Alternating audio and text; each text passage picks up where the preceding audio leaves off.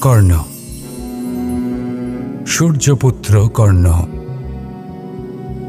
স্বয়ং সূর্যের পুত্র, দেবী কুন্তীর প্রথম পুত্র। সেই কর্ণ যার একটি বাণ আমার রথকে, সেই রথ যার ওপর মহাবলী অর্জুন বিরাজমান ছিলেন, যার পতাকায় স্বয়ং হনুমান ছিলেন, সেই রথকে তার একটি বাণ ধসিয়ে দিতে পেরেছিল। দৈব কবচ কুণ্ডলধারী কর্ণ, সেই কর্ণ যুদ্ধক্ষেত্রে নিজের সমাপ্তির সম্মুখীন হলেন। কারণ কি ছিল? নির্বাচন। দুর্যোধনের সাথে বন্ধুত্ব রাখার জন্য তার অনুচিত কর্মে কোনোদিন কোনো প্রতিবাদ করেননি, তাকে সঙ্গ দিয়েছেন এই নির্বাচন। যখন দ্রৌপদীর বস্ত্রহরণ হচ্ছিল, তখন তাকে বাধা দেওয়ার বদলে নীরব থাকার নির্বাচন, তার বিরোধিতা কখনো না করার নির্বাচন, এই নির্বাচনই কারণ হয়ে দাঁড়ালো কর্ণের পতনে। এই সংসারে সবার উপকার আপনি স্বীকার করতে পারেন, তাকে সম্মানও করতে পারেন, কিন্তু তার সামনে এতটাও নত হবেন না যে নিজের অন্তর্মনের কথাটা আপনি শুনতে না পান। নির্বাচন যদি ধর্মসঙ্গত হয় তবেই তা শুভ হয়। আসুন আমার সাথে ভালোবেসে বলুন, রাধা রাধা। মানুষ যখন কোনো শক্তি লাভ করে তখন সে নিজেকে বলশালী মনে করে। শক্তি লাভ করলেই তার মধ্যে অহংকার চলে আসে, অভিমান চলে আসে। তার কারণ হলো সে একটা সহজ কথা বুঝতেই পারে না। এই সব যা হচ্ছে সময়ের জন্য হচ্ছে। সময়ের থেকে বেশি বলশালী আর কেউ নেই। এই সময়ের জন্যই রাবণ ভক্তি দ্বারা কৈলাস পর্বত তুলে নিয়েছিলেন। আবার সেই সময়ের জন্যই, সেই কারণেই রাবণকে বধ হতে হলো। তার সাথে সাথে রাক্ষস কুলও ধ্বংস হয়েছিল এবং লঙ্কাও ভস্ম হয়ে গেছিল। দেখতে গেলে জন্ম থেকে মৃত্যু পর্যন্ত এই যে সময়, সেটাই হলো জীবন। কিন্তু তার মধ্যেও যা সময় আসে কোনো কারণেই আসে। সেই সময় আমরা যাপন করে কিছু শিখতে পারি। তাই আজ যে সময় আপনার হাতের কাছে আছে তাকে মুষ্টিবদ্ধ করে রাখুন, তাকে সামলে রাখুন, তাকে সংযত করে রাখুন, অনুভব করুন, তার থেকে কিছু শিখুন, তাকে কোনোভাবেই ব্যর্থ হতে দেবেন না। আর এটা জেনে রাখুন যে ভবিষ্যতে যা কিছু হতে পারে, যা কিছু হতে চলেছে, সেটা না আপনি জানেন আর না তা আপনার বশে রয়েছে। সেই জন্য আজ অহংকার বা অভিমান করে নিজের ভবিষ্যতের ক্ষতি করবেন না, সেই অনর্থ ঘটাবেন না। এটাই হলো সময়ের অর্থ। আসুন আমার সাথে ভালোবেসে বলুন, রাধা রাধা। খুব বড় একটা প্রশ্ন করতে চলেছি। এই সংসারের সব থেকে বেশি সুখী কে? এবার কেউ বলবে সেই ব্যক্তি যিনি সব থেকে বেশি ধনী, যার কাছে সব থেকে বেশি ধন আছে, আভূষণ আছে, স্বর্ণ আছে। কেউ বলবেন কোনো রাজ্যের রাজা, কারণ তিনি শাসন করতে পারেন, তার আদেশ ছাড়া কোনো কাজ সম্ভব নয়, ইত্যাদি ইত্যাদি। এর উত্তর যদি আমি দিই তাহলে এটুকুই বলবো, সংসারের সব থেকে সুখী ব্যক্তি হলেন তিনি যিনি সন্তুষ্ট। তার কাছে সন্তোষরূপী ধন আছে যা তাকে সুখী রাখে।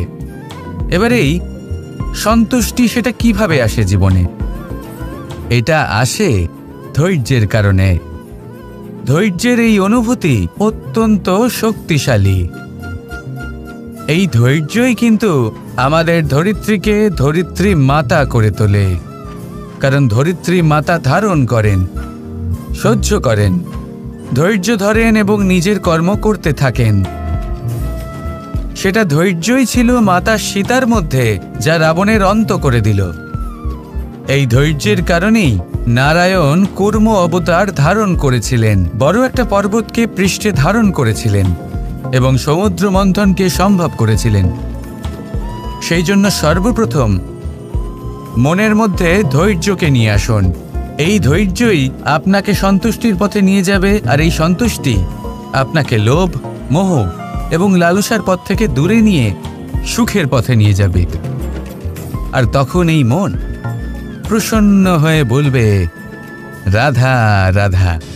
মানুষ চিরকাল বড় মানুষ হয়ে উঠতে চায়, সবসময় সেই নিয়ে কল্পনা করে। কিন্তু প্রশ্ন হলো এটাই যে মানুষ বড় কখন হতে পারে? যখন সে ধনী হয়ে ওঠে, নাকি যখন তার কাছে সম্মান থাকে, নাকি যখন রূপবান হয় বা অধিক শক্তিশালী হয়? মানুষ বড় মানুষ তখনই হতে পারে যখন বিপদের সময় সে অন্য কোনো মানুষের পাশে এসে দাঁড়ায়। তাই সর্বপ্রথম এইটা শিখুন। হয়তো এই জন্যই হনুমান শ্রীরামের কাছে এতটা বড়, আর হয়তো এই জন্যই বলরাম দাদা আমার কাছে এত বড়। যদি আপনিও জীবনে বড় হয়ে উঠতে চান, তাহলে কারোর সাথে তার দুঃখের সময়, তার সংকটের সময় তাকে সঙ্গ দিন আর পাশে এসে দাঁড়ান।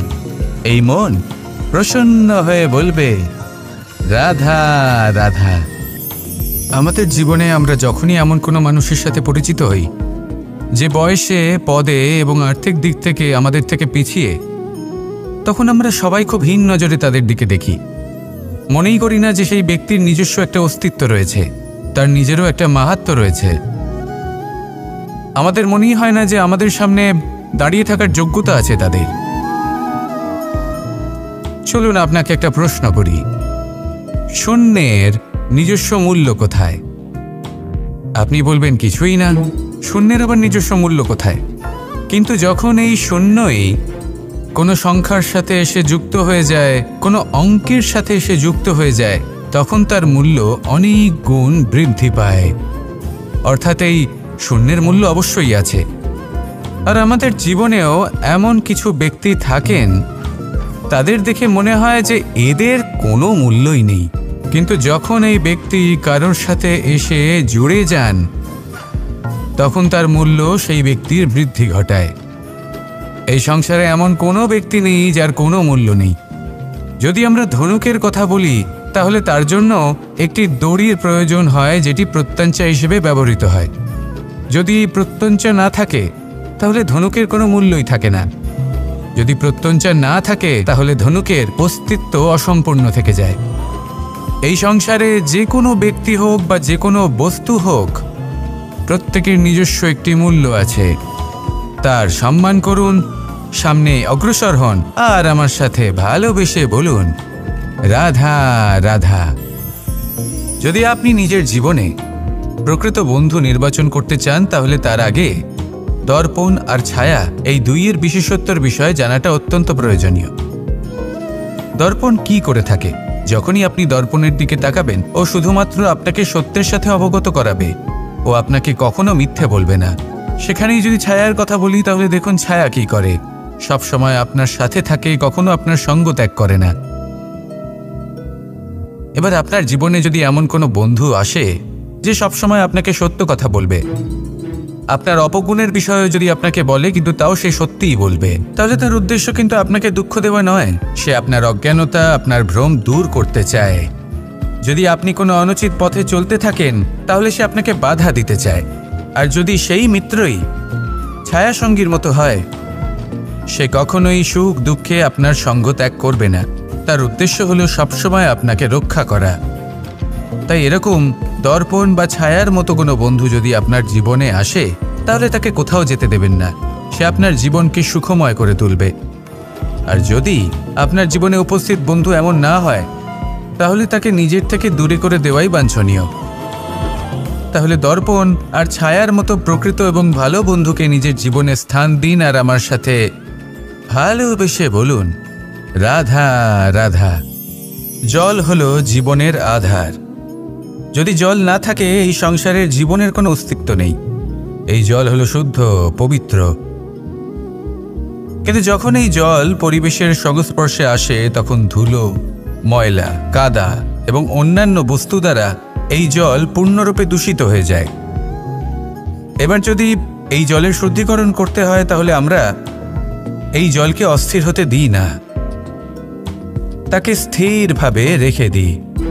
আর সেটা করলে সেই জল নিজে থেকেই সকল অশুদ্ধি ত্যাগ করে দেয়, নিজে থেকেই নিজেকে শুদ্ধ করে তোলে। এটা কিন্তু আমাদের মনের সাথেও হয়ে থাকে। এই সংসারে এত সমস্যার সম্মুখীন হয়েও কোথাও না কোথাও আমাদের এই মন মলিন হয়ে যায়। এতে নেতিবাচক ভাব জাগ্রত হয়। সেই মুহূর্তে আপনি কোনোভাবে রাগ করবেন না, মন খারাপ করবেন না, তাড়াতাড়ি কোনো সিদ্ধান্ত নেবেন না, কোনো প্রতিক্রিয়া দেবেন না। শুধু নিজের এই মনকে শান্ত করে রাখবেন, শান্ত মনে দিন যাপন করবেন। যদি এটা করেন তাহলে আপনি নিজে থেকেই বুঝতে পারবেন যে কি কি অশুভ ভাব আপনার মধ্যে জাগ্রত হয়েছে আর কি কি শুভ চেতনা আপনাকে জাগ্রত করতে হবে। আপনি নিজে থেকেই এমন পথ খুঁজে পাবেন যার দ্বারা এই অশুদ্ধি আপনি ত্যাগ করতে পারবেন। আসুন আমার সাথে ভালোবেসে বলুন, রাধা রাধা। প্রারম্ভ শূন্যের দ্বারা হয়ে থাকে, তা সে ব্রহ্মাণ্ডই হোক, পৃথিবীই হোক, আদি ইত্যাদিই হোক। সবাই নিজের অস্তিত্ব শূন্য থেকে লাভ করে। এই শূন্য যার নিজের কোনো অস্তিত্ব নেই, কিন্তু সে সকলকে অস্তিত্ব দান করে থাকে। আমাদের এই শূন্যের মতো হতে হবে। যে আমাদের সাথে যুক্ত হবে তাদের অস্তিত্ব অনেক বেশি প্রখর হবে, বিশাল হবে, শ্রেষ্ঠ হবে। কিন্তু যেই আমরা তাদের থেকে দূরে যাব, তারা আমাদের উপস্থিতির আভাস পাবে, আমাদের গুরুত্ব বুঝতে পারবে। শূন্যই হলো সূত্রপাত, শূন্যই হলো সমাপ্তি। শূন্যকে কেউ যতই ছোট মনে করুক, কিন্তু এই শূন্য অত্যন্ত গুরুত্বপূর্ণ। তাই এই শূন্যের মতো হয়ে উঠুন আর আমার সাথে ভালোবেসে বলুন, রাধা রাধা। এই জীবন আসলে কি? আমরা কারা? আমাদের অস্তিত্ব আসলে কি? পঞ্চতত্ত্ব দ্বারা নির্মিত আমাদের এই শরীর, আর এর মধ্যে পরমাত্মার একটি অংশ আত্মারূপে বসবাস করে। আর যখন এই জীবন সমাপ্ত হবে, তখন আমাদের আবার এই পঞ্চতত্ত্বের মধ্যে বিলীন হয়ে যেতে হবে। এটাই সত্য। এবার অনেক মানুষ আছেন, এমন অনেক চেষ্টা করতে থাকেন এমন কর্ম করার যাতে এই সংসার তাদের চিরস্মরণীয় করে রাখবে। কিন্তু এই জীবন আসলে কি?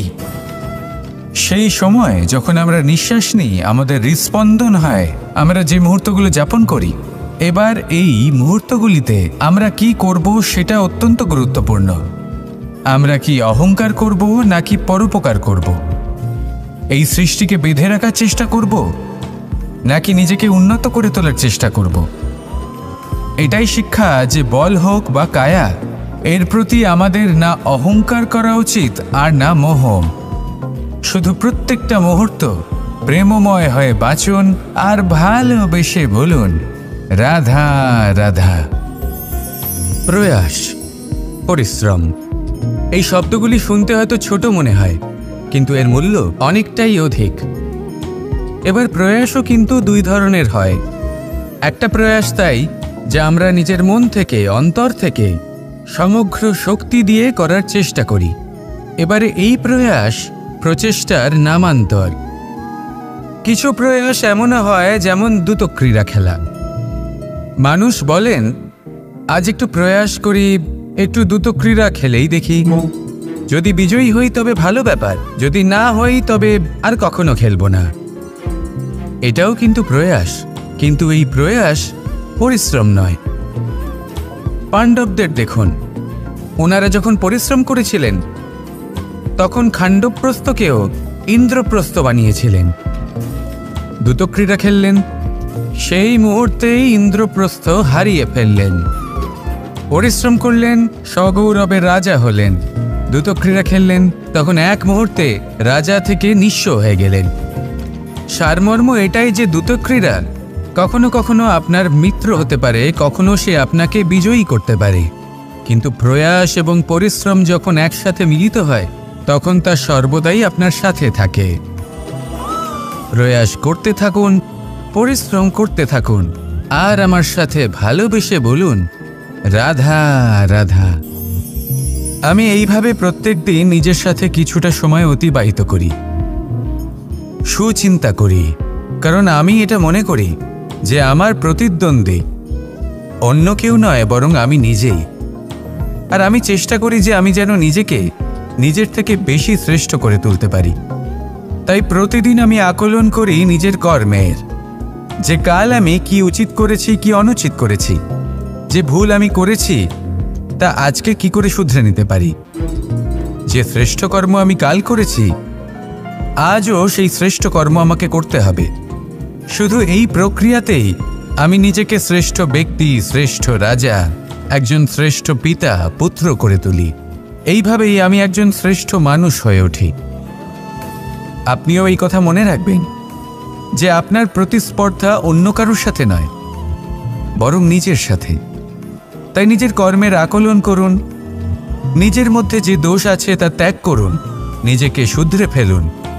এই মন সবসময় সুপ্রসন্ন থাকবে এবং লক্ষ্য প্রাপ্ত করে বলবে, রাধা রাধা।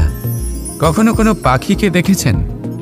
যখন সে প্রথমবার উঠতে চেষ্টা করে, সে বাসা থেকে মাটিতে পড়ে যায়, কিন্তু সে হার মানে না, চেষ্টা করতে থাকে, করতেই থাকে, ডানা ঝাপটাতে থাকে, আর তারপর সে উড়তে শেখে। গোল শালগ্রাম শিলাকে দেখুন, পর্বত থেকে খসে পড়ে, ধাক্কা খায়, জলের প্রবাহ দ্বারা ঘর্ষিত হয়, তারপরে তা শালগ্রামে পরিণত হয়। ভেবে দেখুন, যদি কোনো পাখি প্রথমবার উড়তে গিয়ে এটা ভাবে যে না না, যদি আমি পড়ে যাই তবে, আমার যদি আঘাত লাগে তবে, আর যদি ভয়ের কারণে সে শুরুই না করতে পারে, চেষ্টাই না করে, তাহলে কি সে উড়তে শিখবে? কখনোই নয়। এটাই আমাদের শিখতে হবে, প্রারম্ভ করতে হবে। তা অত্যন্ত গুরুত্বপূর্ণ। যখন আমরা কিছু শুরু করি তখন ভয় করে, কিন্তু যদি এটা না করেন, জীবনে কখনো সামনে এগোতেই পারবেন না।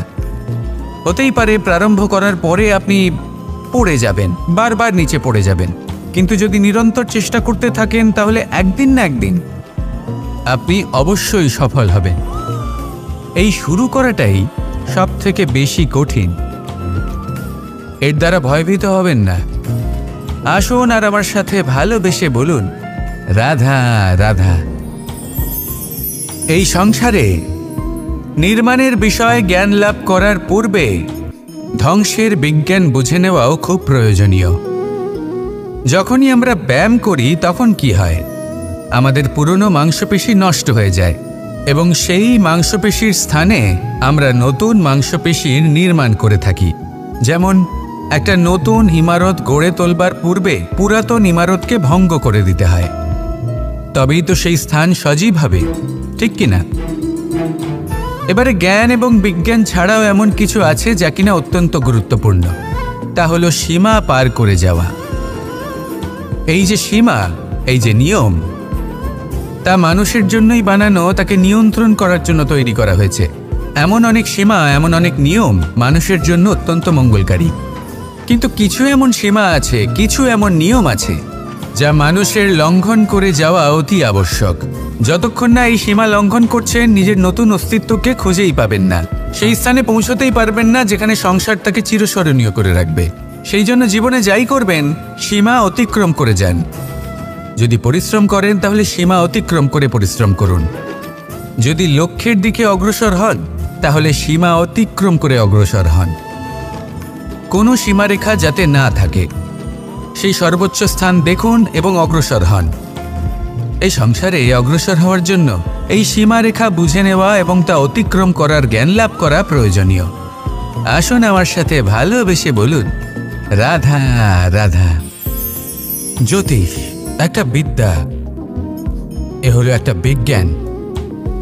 যে নক্ষত্র দশায় আপনি জন্মগ্রহণ করেছেন, যে স্থানে আপনার জন্ম হয়েছে, এগুলো আপনার জীবনের দিশা স্থির করার ক্ষেত্রে গুরুত্বপূর্ণ ভূমিকা পালন করে।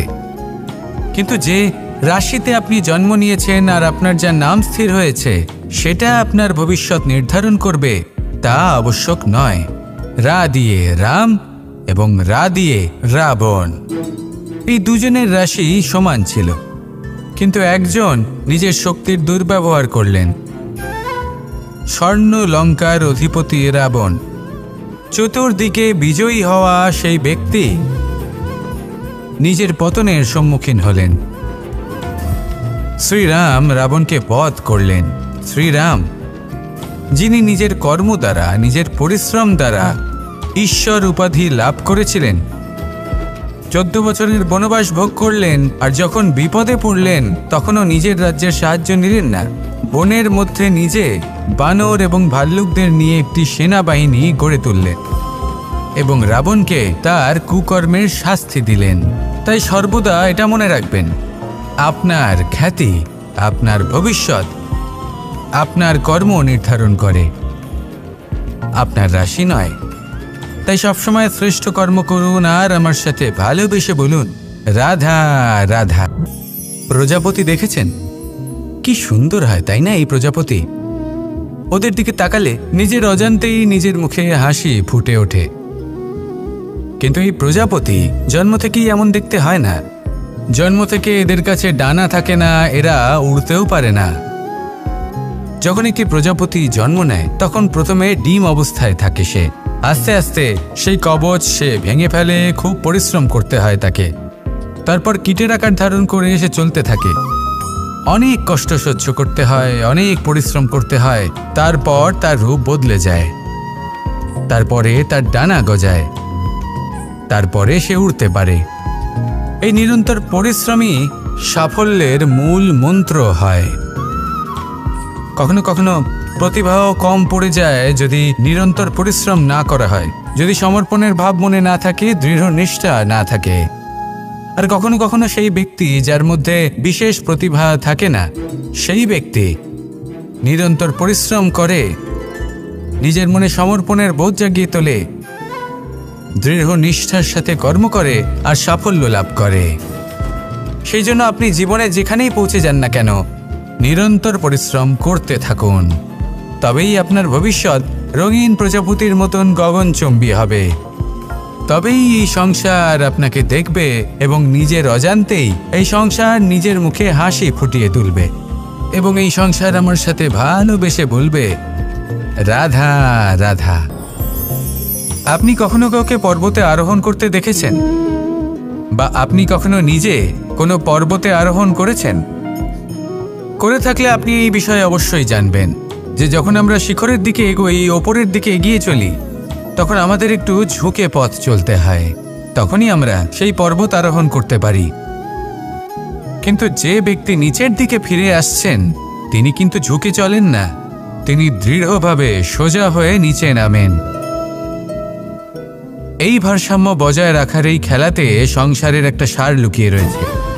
যদি আপনিও জীবনে উঁচুতে উঠতে চান, শিখরে পৌঁছতে চান, তাহলে আপনাকেও নত হয়ে বিনম্র হয়ে সামনে এগোতে হবে। সেখানে যদি আপনি বুক চিতিয়ে উদ্ধতভাবে অহংকার বোধ নিয়ে চলতে থাকেন, সেখান থেকেই আপনাকে নিচে নামতে হবে। কোনো ব্যক্তি তার বিনম্র স্বভাব দেখেই বোঝা যায় যে সেই ব্যক্তি সাফল্যের শিখর দেশে আরোহণ করছে নাকি নিচে তথা খাদের দিকে যাত্রা করছে। তাই সবসময় বিনম্র থাকুন, শ্রেষ্ঠ কর্ম করুন, পরিশ্রম করুন আর আমার সাথে ভালোবেসে বলুন রাধা রাধা। কর্ণ, সূর্যপুত্র কর্ণ, স্বয়ং সূর্যের পুত্র, দেবী কুন্তীর প্রথম পুত্র।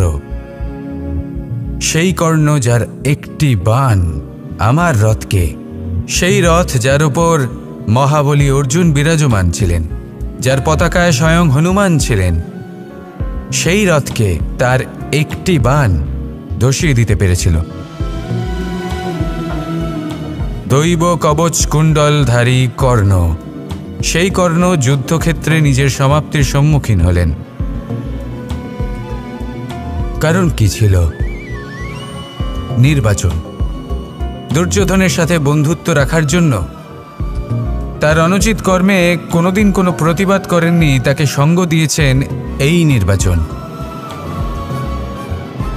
যখন দ্রৌপদীর বস্ত্রহরণ হচ্ছিল তখন তাকে বাধা দেওয়ার বদলে নীরব থাকার নির্বাচন, তার বিরোধিতা কখনো না করার নির্বাচন। এই নির্বাচনই কারণ হয়ে দাঁড়ালো কর্ণের পতনে। এই সংসারে সবার উপকার আপনি স্বীকার করতে পারেন, তাকে সম্মানও করতে পারেন, কিন্তু তার সামনে এতটাও নত হবেন না যে নিজের অন্তর্মনের কথাটা আপনি শুনতে না পান। নির্বাচন যদি ধর্মসঙ্গত হয় তবেই তা শুভ হয়।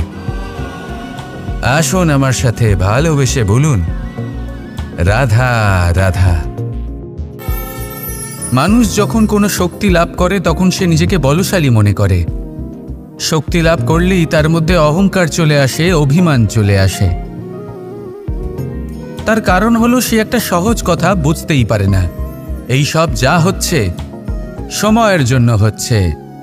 সময়ের থেকে বেশি বলশালী আর কেউ নেই। এই সময়ের জন্যই রাবণ ভক্তি দ্বারা কৈলাস পর্বত তুলে নিয়েছিলেন। আবার সেই সময়ের জন্যই, সেই কারণেই রাবণকে বধ হতে হলো। তার সাথে সাথে রাক্ষস কুলও ধ্বংস হয়েছিল এবং লঙ্কাও ভস্ম হয়ে গেছিল। দেখতে গেলে জন্ম থেকে মৃত্যু পর্যন্ত এই যে সময়, সেটাই হলো জীবন। কিন্তু তার মধ্যেও যা সময় আসে কোনো কারণেই আসে। সেই সময় আমরা যাপন করে কিছু শিখতে পারি।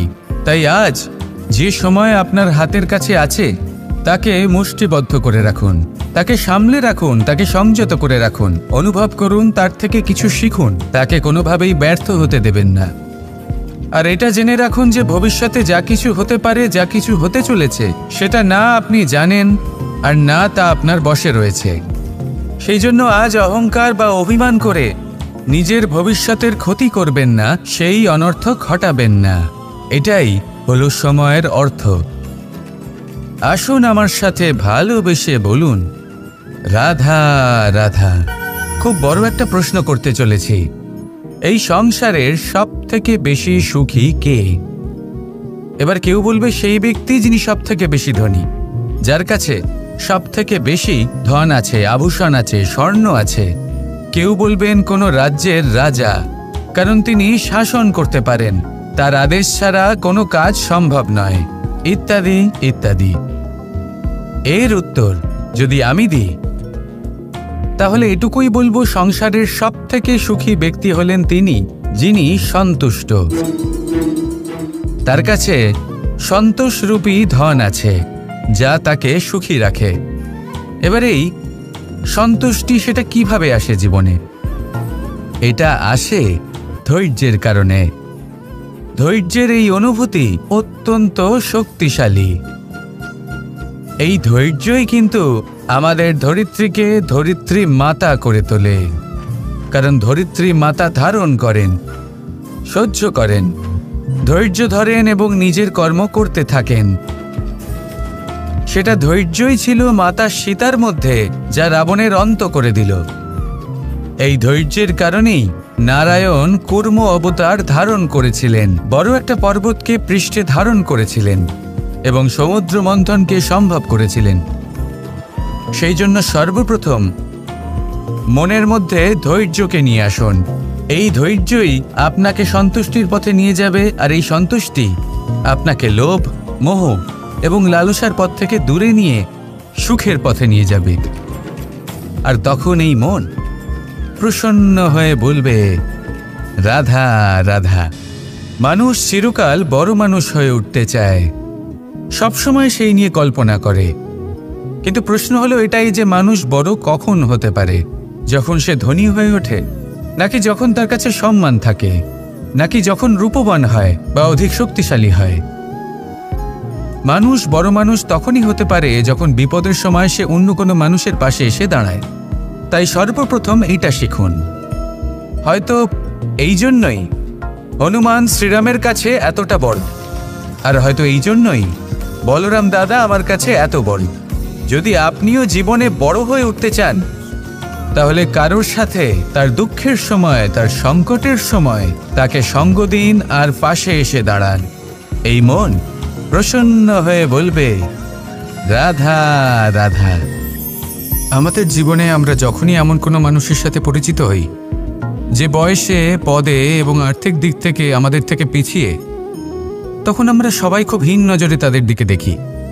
মনেই করি না যে সেই ব্যক্তির নিজস্ব একটা অস্তিত্ব রয়েছে, তার নিজেরও একটা মাহাত্ম্য রয়েছে।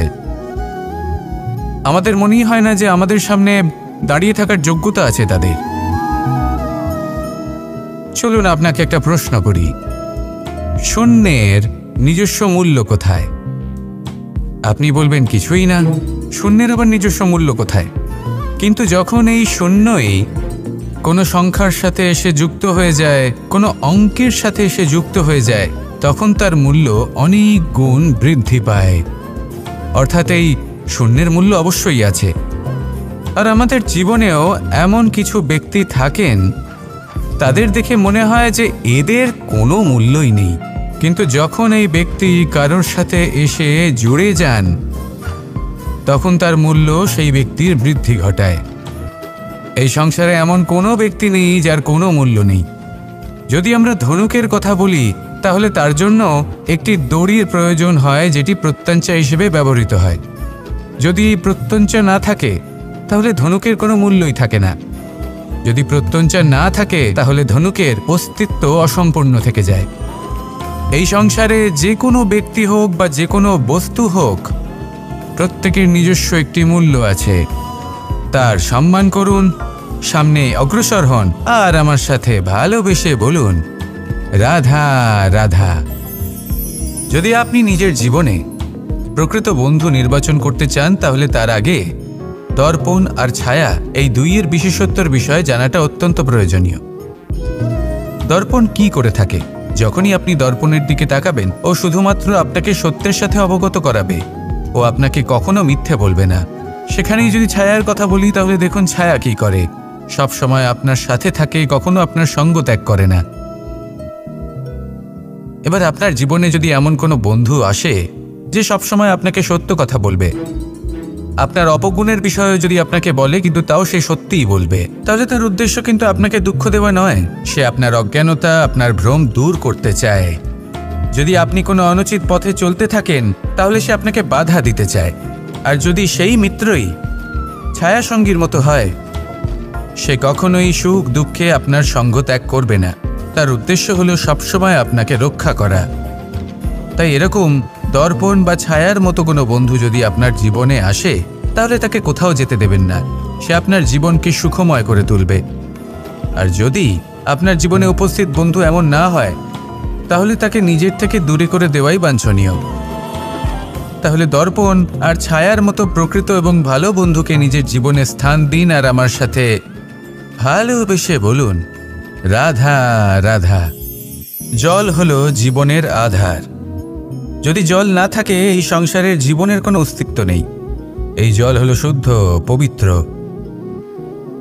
কিন্তু যখন এই জল পরিবেশের সংস্পর্শে আসে, তখন ধুলো, ময়লা, কাদা এবং অন্যান্য বস্তু দ্বারা এই জল পূর্ণরূপে দূষিত হয়ে যায়। এবার যদি এই জলের শুদ্ধিকরণ করতে হয়, তাহলে আমরা এই জলকে অস্থির হতে দিই না, তাকে স্থিরভাবে রেখে দিই। আর সেটা করলে সেই জল নিজে থেকেই সকল অশুদ্ধি ত্যাগ করে দেয়, নিজে থেকেই নিজেকে শুদ্ধ করে তোলে। এটা কিন্তু আমাদের মনের সাথেও হয়ে থাকে। এই সংসারে এত সমস্যার সম্মুখীন হয়েও কোথাও না কোথাও আমাদের এই মন মলিন হয়ে যায়। এতে নেতিবাচক ভাব জাগ্রত হয়। সেই মুহূর্তে আপনি কোনোভাবে রাগ করবেন না, মন খারাপ করবেন না, তাড়াতাড়ি কোনো সিদ্ধান্ত নেবেন না, কোনো প্রতিক্রিয়া দেবেন না। শুধু নিজের এই মনকে শান্ত করে রাখবেন, শান্ত মনে দিন যাপন করবেন। যদি এটা করেন, তাহলে আপনি নিজে থেকেই বুঝতে পারবেন যে কি কি অশুভ ভাব আপনার মধ্যে জাগ্রত হয়েছে আর কি কি শুভ চেতনা আপনাকে জাগ্রত করতে হবে। আপনি নিজে থেকেই এমন পথ খুঁজে পাবেন যার দ্বারা এই অশুদ্ধি আপনি ত্যাগ করতে পারবেন। আসুন আমার সাথে ভালোবেসে বলুন, রাধা রাধা।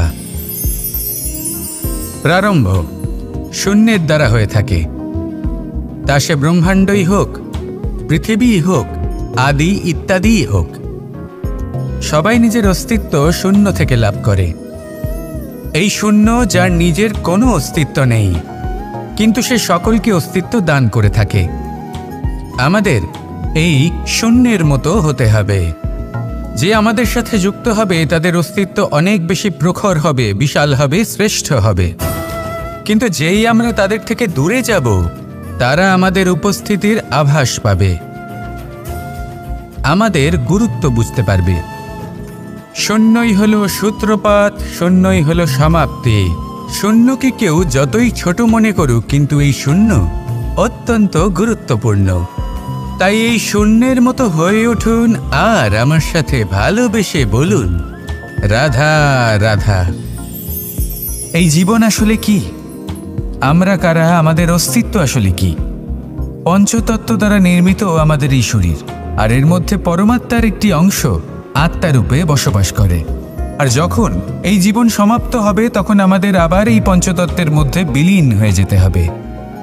এটাই সত্য। এবার অনেক মানুষ আছেন এমন অনেক চেষ্টা করতে থাকেন এমন কর্ম করার যাতে এই সংসার তাদের চিরস্মরণীয় করে রাখবে। কিন্তু এই জীবন আসলে কি?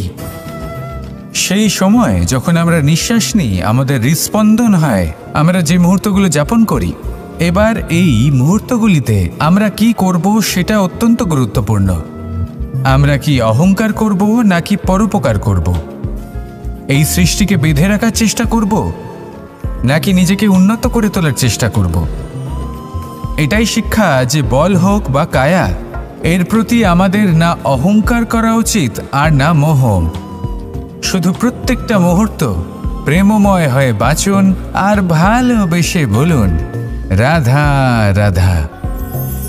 প্রয়াস, পরিশ্রম, এই শব্দগুলি শুনতে হয়তো ছোট মনে হয়, কিন্তু এর মূল্য অনেকটাই অধিক।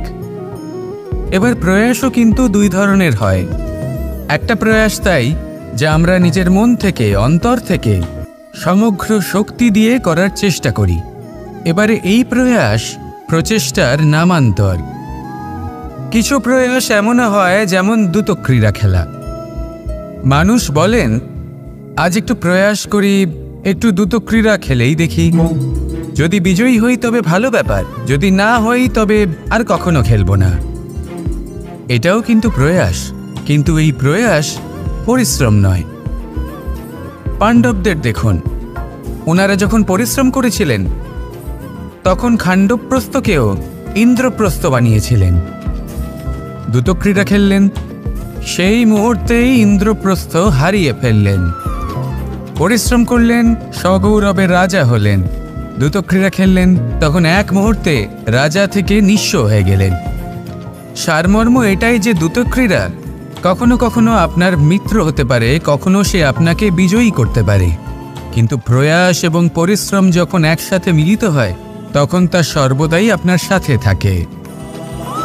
প্রয়াস করতে থাকুন, পরিশ্রম করতে থাকুন, আর আমার সাথে ভালোবেসে বলুন রাধা রাধা।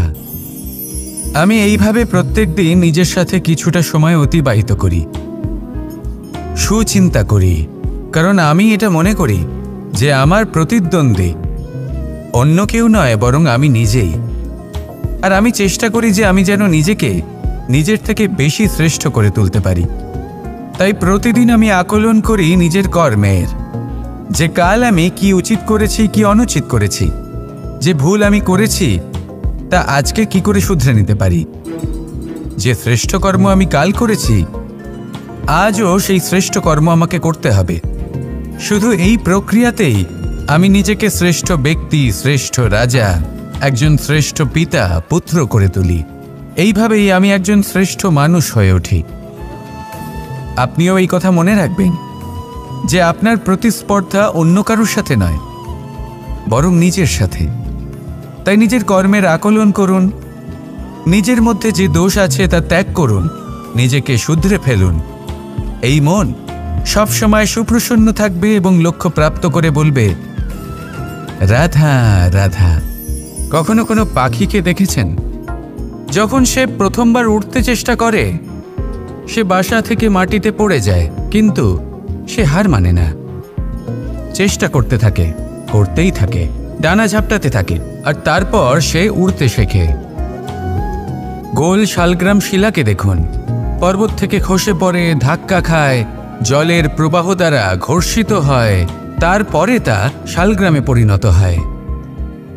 ভেবে দেখুন, যদি কোনো পাখি প্রথমবার উড়তে গিয়ে এটা ভাবে যে না না, যদি আমি পড়ে যাই তবে, আমার যদি আঘাত লাগে তবে, আর যদি ভয়ের কারণে সে শুরুই না করতে পারে, চেষ্টাই না করে, তাহলে কি সে উড়তে শিখবে? কখনোই নয়। এটাই আমাদের শিখতে হবে, প্রারম্ভ করতে হবে। তা অত্যন্ত গুরুত্বপূর্ণ। যখন আমরা কিছু শুরু করি তখন ভয় করে, কিন্তু যদি এটা না করেন জীবনে কখনো সামনে এগোতেই পারবেন না। হতেই পারে প্রারম্ভ করার পরে আপনি পড়ে যাবেন, বারবার নিচে পড়ে যাবেন, কিন্তু যদি নিরন্তর চেষ্টা করতে থাকেন তাহলে একদিন না একদিন আপনি অবশ্যই সফল হবেন। এই শুরু করাটাই সব থেকে বেশি কঠিন। এর দ্বারা ভয়ভীত হবেন না। আসুন আর আমার সাথে ভালোবেসে বলুন রাধা রাধা।